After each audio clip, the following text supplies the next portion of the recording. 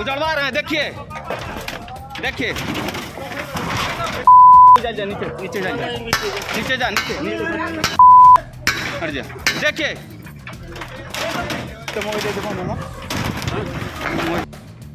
जमीन के लिए जंग, जमीन के लिए तोड़फोड़, जमीन के टुकड़े के लिए संग्राम, जमीन के लिए ईंट पत्थर से हमला। ये किसी फिल्म का सीन नहीं, ये नज़ारा है यूपी के संत कबीर नगर का। और फिर ये गाली गलौज और पत्थरबाजी वाला ये वीडियो वायरल हो जाता है। आरोप लगता है बीजेपी विधायक पर जबरिया जमीन कब्जाने का आरोप। उत्तर प्रदेश के संत कबीर नगर जिले में बीजेपी के एक विधायक पर जबरन जमीन कब्जा करने का आरोप है। वायरल वीडियो में मौके पर विधायक और उसके समर्थक दीवार तोड़ते नजर आ रहे हैं। इतना ही नहीं, वीडियो में पुलिस और प्रशासन भी नजर आ रहा है। बीजेपी विधायक का हम नाम बताएं उससे पहले आप ये नज़ारा देखिए। देखिए, जबरदस्ती देख लीजिए, जबरदस्ती हमारे दरवाजे को बंद किया जा रहा है। चलो इनको लेंगे, चलो आप भी चलो, दोनों। हाँ चलिए, चलें। हाँ चल रहे हैं, वो भी चल रहे हैं। हाँ चलें। अरे ठीक है, बाइक बैठा पुलिस बल के उसमें नहीं, हम अपनी बाइक से चल रहे हैं। अरे चलो, हम अपनी बाइक से चल रहे हैं। चलिए आइए। अब आप पूरा मामला सुनिए, सच जानकर आप हैरान रह जाएंगे। दरअसल हुआ यूं कि बीजेपी विधायक गणेश चौहान के पिता ने अपनी पत्नी के नाम पर एक जमीन का 2006 में बैनामा कराया था। पड़ोस में रहने वाले भागचंद उपाध्याय ने उस जमीन का कुछ हिस्सा कब्जा कर लिया था, जिसको लेकर भाजपा विधायक गणेश चौहान के पिता सुरेश चंद्र चौहान लगातार कोर्ट में भी पैरवी करते रहे। पैरवी के बाद जब न्यायालय का आदेश आया तो जिला प्रशासन की टीम उस जमीन को खाली कराने पहुंची थी, जिस पर दूसरे पक्ष ने जबरिया कब्जा करने का आरोप लगाते हुए वीडियो वायरल किया।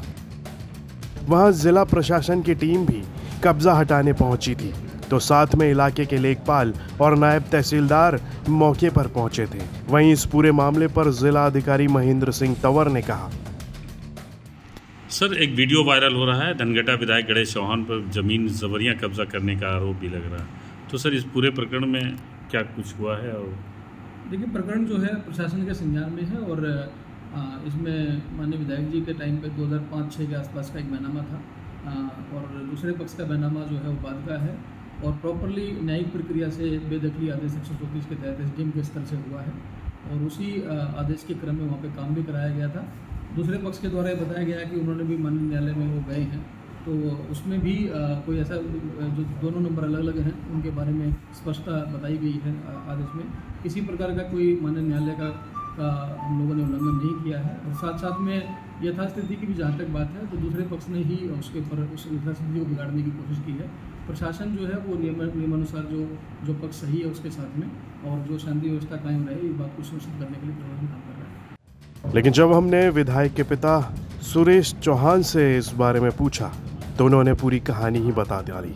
विधायक जी पर जमीन कब्जा करने का आरोप लगा है सत्ता के दबाव में, क्या कहेंगे आप? कैसा मामला है ये? विधायक जी से कोई मतलब नहीं उसमें। कैसी जमीन है, इस पे कैसा विवाद है? जमीन हमारी पत्नी के नाम है, 2006 में हम बैनामा कराए और ये 7 में मुकदमा कर दिए हमारे ऊपर। मुकदमा फिर 11 में हार गए, हारने के बाद फिर दावा कर दिए, फिर 17 में हार गए। तो 17 के बाद जब हारने के बाद तो फिर हम अपना दौड़ने लगे कि खाली कराने के लिए, तो खाली हो ही नहीं रहा था। तो मजबूरन हम 19 में 134 दाखिल किए। नवंबर 2023 में नवंबर में हमारे पक्ष में फिर हो गया, तो फिर से खाली कराने के रिमाइंडर आया कई बार, लेकिन उसका कोई जवाब नहीं मिला। एसडीएम साहब आए, फिर दीवार तोड़वा के हटवा दिए उनका और हम अपना दीवार चलाए और दीवार चलाने के बाद परसों रात में ये फिर दीवार तोड़ दिए, खिड़की खोल के निकाल लिए। संत कबीर नगर से यूपी तक के लिए आलमगीर की रिपोर्ट।